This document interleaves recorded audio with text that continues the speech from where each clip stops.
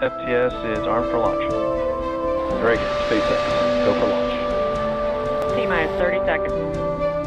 Stage 1 tanks pressing.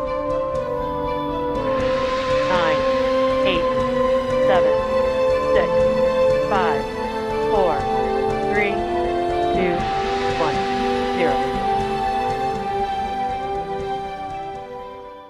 Créée en 2006 par l'ingénieur Peter Beck, Rocket Lab est une société qui conçoit des lanceurs pour atteindre l'orbite terrestre depuis la Nouvelle-Zélande et la Virginie. La société vise une stratégie tout autre que la réduction du coût d'envoi au kilo.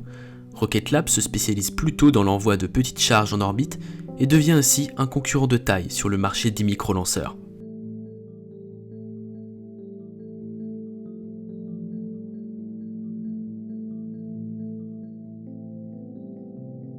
Rocket Lab a été créé dans le but d'attirer des clients américains comme la DARPA, Lockheed Martin et d'autres pour le compte de la défense américaine. C'est d'ailleurs pour cela que le siège de la société se situe en Californie. Dès le départ, la société se spécialise dans l'envoi de lanceurs légers. Le but principal de Rocket Lab n'est donc pas de proposer des lancements à bas coût, mais bel et bien de réduire les délais de ces derniers. En effet, les temps d'attente entre chaque lancement pour le compte d'une même entreprise sont estimés entre 18 et 24 mois. Alors qu'après la signature d'un contrat, un lancement peut être effectué en 6 mois. L'entreprise propose des prix pour ces lancements considérables, puisqu'ils atteignent environ 40 000 $ pour chaque kilogramme envoyé dans l'espace. Les clients américains ne se soucient cependant pas du prix pour les nanosatellites, qui ne pèsent qu'une dizaine de kilogrammes. Ces installations sont assez insolites, puisque les sites de fabrication et de lancement sont tous deux situés en Nouvelle-Zélande, à Maya. Cet emplacement géographique représente un avantage pour l'envoi de satellites en orbite polaire ou en orbite héliosynchrone. La société Rocket Lab ne peut être comparée à aucune autre dans le domaine spatial. Il s'agit là d'une petite entreprise de 500 salariés environ qui s'impose sur un marché différent que celui des prestations de lancement classiques. Forte de sa notoriété et des succès accomplis ces dernières années, Rocket Lab est leader sur le marché d'envoi de nanosatellites.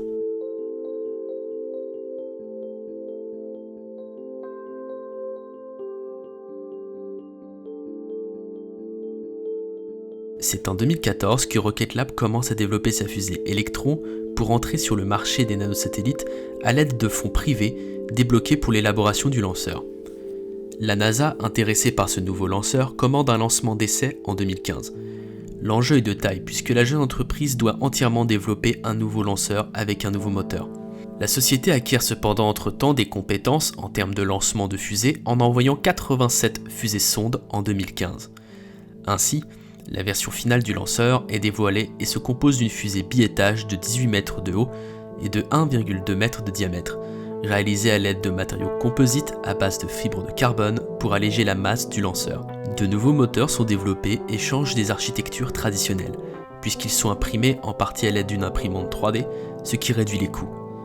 De plus, les turbopompes des moteurs qui envoient le carburant dans la chambre de combustion sont électriques, alors qu'initialement ces turbopompes fonctionnent avec un générateur de gaz qui utilise une partie des ergols embarqués. Avec ce type de moteur électrique, le lanceur économise ainsi plus d'ergols et peut fournir davantage de performance. C'est ainsi que naît le moteur Rutherford, nommé en hommage au père de la physique nucléaire Ernest Rutherford. Fonctionnant avec un mélange de kérosène et d'oxygène liquide, le moteur d'une masse de seulement 35 kg fournit une poussée de 24 kN. C'est avec ces 9 moteurs Rutherford que le premier étage fournit une poussée de 162 kN. Un moteur Rutherford optimisé pour le vide spatial équipe le deuxième étage. Le lanceur d'une masse de 12,5 tonnes peut placer sur une orbite héliosynchrone une charge maximale de 150 kg équivalent à plusieurs nanosatellites.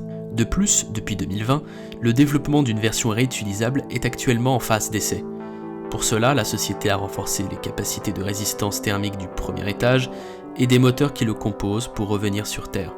Une fois dans l'atmosphère, un parachute s'ouvre et suffit à stabiliser l'étage en vol, compte tenu de son faible poids. Il est ensuite rattrapé en vol par un hélicoptère qui saisit le parachute du lanceur pour ensuite le ramener à terre.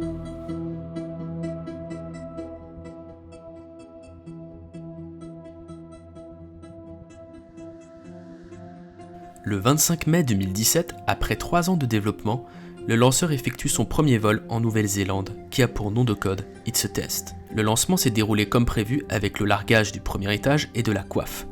mais il se solde finalement par un échec, puisque la charge d'essai n'est pas placée sur la bonne orbite suite à un arrêt prématuré du second étage, causé par des équipements au sol qui étaient mal calibrés par les contractuels de la firme. Ce qui a engendré la perte de contrôle du second étage pendant un bref instant, mais par mesure de sécurité, la mission avait été automatiquement arrêtée.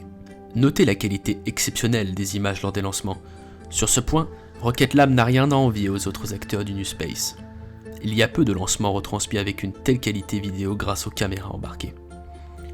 Le 21 janvier 2018 marque un tournant pour Rocket Lab qui réalise avec succès son deuxième vol Still Testing, grâce à des modifications qui ont pu être apportées avec l'expérience du précédent vol, notamment avec un allongement du réservoir du deuxième étage de 50 cm, ce qui permet de faire fonctionner le véhicule 50 secondes supplémentaires pour une meilleure mise en orbite.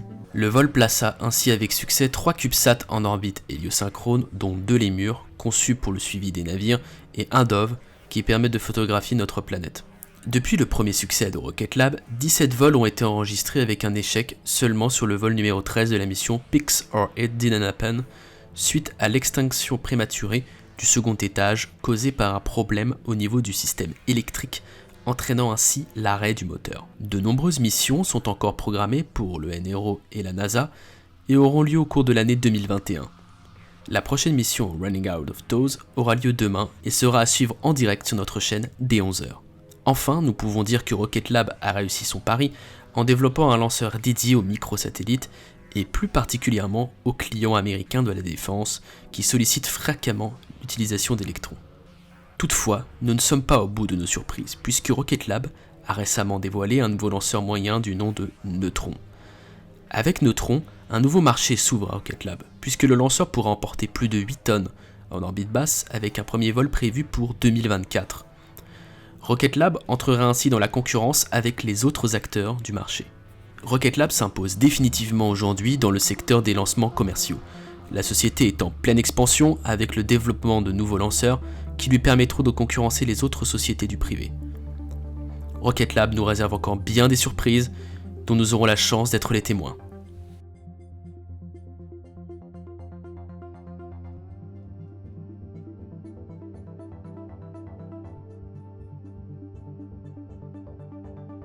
J'espère que cet épisode vous aura plu, n'hésitez pas à faire part de vos remarques constructives en commentaire et à suivre les réseaux sociaux de la chaîne que vous retrouverez via la description. Vous pouvez également rejoindre le serveur Discord si vous souhaitez rejoindre la communauté et ne louper aucune actualité relative à l'espace. Si vous souhaitez ne pas rater les prochains contenus de la chaîne, je vous invite à souscrire à l'abonnement ainsi qu'activer la cloche pour être notifié. Merci à vous pour votre fidélité, je vous retrouve bientôt pour un nouveau sujet tout aussi passionnant. À bientôt.